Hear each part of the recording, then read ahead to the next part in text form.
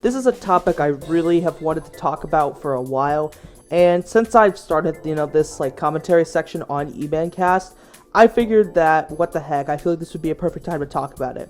Now, as you all know, Mario Kart is a very, very popular franchise, one of Nintendo's best franchises ever. But what if you took that popular franchise and a lawsuit came out from it? Well, that's kind of what happened recently. So basically, I'll give you a quick rundown. In Mario Kart Tour, there was a lawsuit that is trying to get passed. I don't know if it's officially going to happen, or I don't know what's going on with it. But all I know is that it was something that was challenged. I'll talk more into detail about the lawsuit in a bit, but I feel like it should be important to know what is going on. So, Mario Kart Tour. Mario Kart Tour is the mobile game of Mario Kart, which was fun, which a lot of people played day one and never touched again. I have played it since day one. I think it is a very addictive game, as some mobile games are, and honestly, I really like the game. Yeah, I love Mario Kart Tour. I like the character variety, I like the courses, I like the items. It's a good game, I'll admit. I'll admit that the elements from Mario Kart Tour are very, very enjoyable.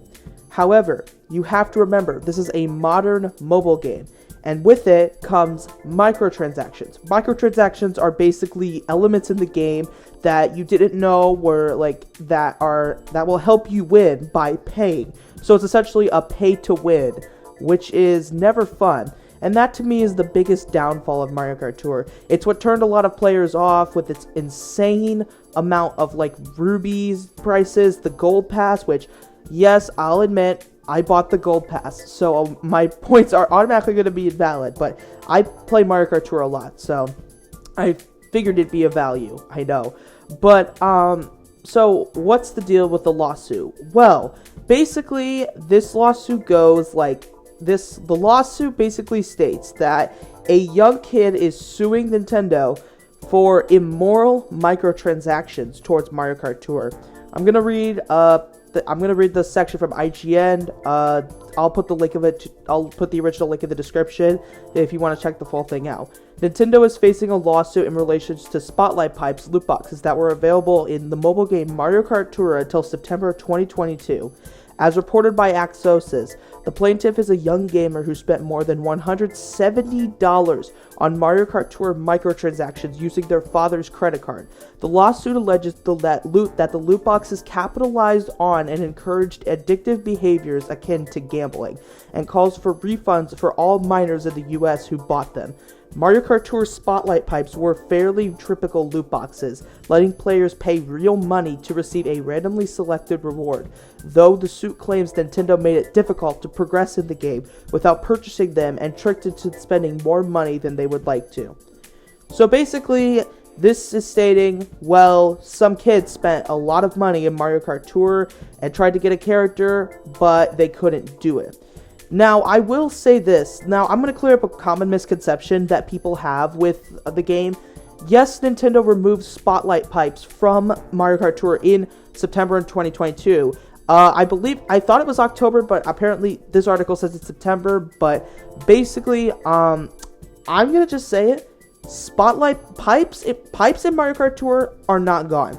You still have pipes in the game. It's not like Nintendo just completely snapped their fingers and boom, it was gone. No, they're still in the game. You have token shop pipes. You have the pipes you can get from playing daily challenges. There is a lot of pipes in the game. And it's very hard to just talk about, and it's very hard to talk about all of them. Because, yes, pipes are still in the game. They're still in multiplayer. Yes, they are, you don't have to use rubies for them.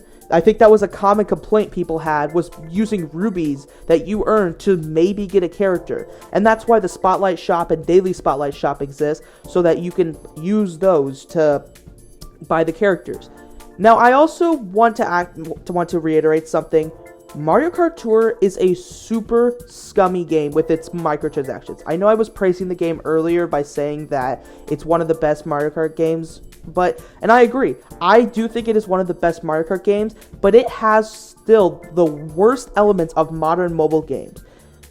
Just the Ruby prices alone are insane. I'm on the Ruby prices right now for Mario Kart Tour. It looks so outrageous. It's ridiculous. 170 rubies for $70. That is the price of a character in the daily spotlight shop, and maybe a round of Coin Rush. That is the price of Tears of the Kingdom, and that is what you're asking. That is beyond outrageous. There's no justifying it. Mario Kart Tour's microtransactions are out of control. Yes, they're still in the game, and that's how Nintendo makes their money, but it is so ridiculous. I feel like paying $70 for Mario Kart Tour stuff is a big ask. I mean, this is coming from someone who's paid for the Gold Pass, and I believe the Gold Pass to be the only thing in Mario Kart Tour that is somewhat worth the value. And the reason I believe that is because if you play the game a lot, it offers some nice rewards, some bonuses, and it offers a lot that the base game doesn't, and will help you out. But other things like the premium challenges, the weird special offers where it's 70 rubies, 5 tickets, and 5 star tickets for $20, and the 150 10 driver point up and 10 star tickets for $40. That's just a huge ask, and I definitely think that takes away from some of the enjoyment of Mario Kart Tour. This could be one of the best mobile games ever if they just got rid of these stupid free-to-play aspects to it. And it really makes me upset because this honestly turned a lot of people off. So Nintendo's response was to get rid of the spotlight pipes. I feel like getting rid of all microtransactions would have been the best option, but Nintendo wanted to make Mario Kart Tour a lot more profitable, I guess. And that's when I talk about games like Super Mario Run were free to play, but you had to pay $10 to access the full game. That game was pointed and laughed at a lot. But now, in my opinion, I feel like Nintendo did that right, because there's no microtransactions in Super Mario Run outside of that $10 purchase. Once you paid that $10, you don't have to ever worry about paying it again, and you could just enjoy the game. And heck, there was even an event a couple months ago for the Mario movie where they had an event where you could play certain levels in Super Mario Run for free daily. I'm getting a little sidetracked talking about Super Mario Run, but it all wraps around to this. And Mario Kart Tour's microtransactions are easily one of the worst. Heck, Dr. Mario World, a game that was another a free-to-play game that was that had microtransactions in that. It was still bad. I still don't really like paying microtransactions in these kind of mobile games. But Dr. Mario Worlds were a lot better. I'm looking at the diamond prices right now just because I was curious. And it is so much way better value. You have 1,050 rubies for $70, which characters in Dr. Mario World costed 40 diamonds if I'm guessing correctly.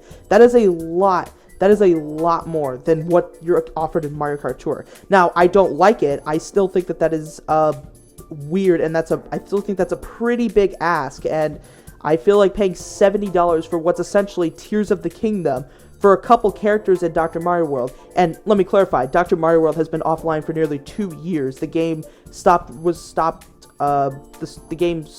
being sold on the app stores and it was I don't really understand why Dr. Mario World stopped, but I'm getting very sidetracked.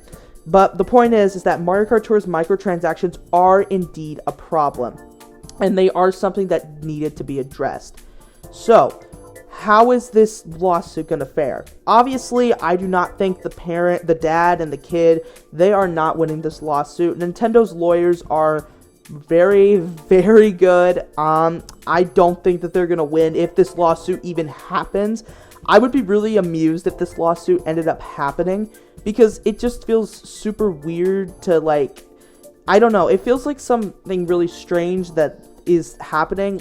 I think it's supposedly the game may have been hey, you want to buy more rubies, which I'm trying to think of a scenario where that would have happened, and I don't think that's the case. more than likely they scrolled down, they saw the rubies, and then they just clicked it without realizing that his dad's credit card was already on the game. But it's just like, why? I get that this is very frustrating, and I just went on a tangent about why Mario Kart Tour's microtransactions are bad. But at the end of the day, it feels like this doesn't feel like it's gonna make. It doesn't make me feel like it's gonna go very far in court. I just think it's a really weird, but it's kind of a goofy concept in my opinion. But it's just obscure in my opinion. But yeah, that's going to do it. I just wanted to talk about this subject because I found it very, very interesting. But yeah, have a good one, guys. I'll see you later.